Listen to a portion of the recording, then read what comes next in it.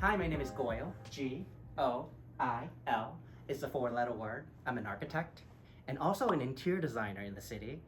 My firm is called AMMOR Architecture LLP, and our work is inventive, thoughtful, and fun! Oh, lots of fun.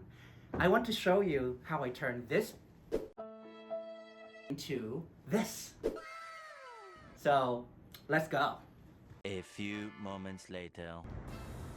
Did you guys see this? I'm in New York City right now. This is a super old and super amazing church. Our project is right next door. It used to be the old parish house of that church, and our unit is like right up top there. So this historical landmark building was renovated in the 80s. Let's go take a look inside. So when you get inside, it looks like this. The ceiling is very low. The wall is leaning in at you. And the windows are too high. A person can't look outside the window, so it feels like a basement.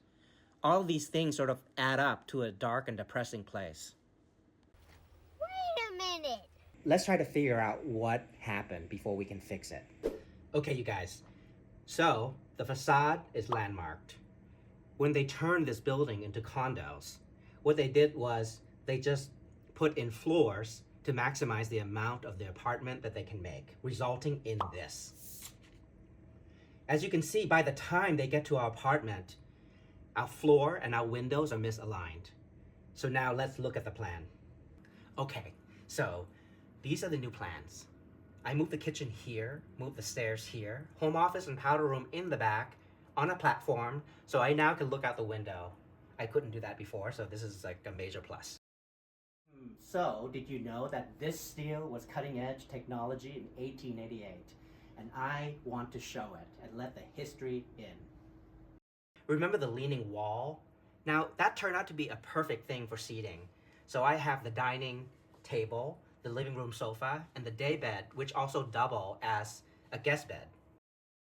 Did you know that I designed these custom carpets to incorporate the owner's travel and to add a pop of color in the space?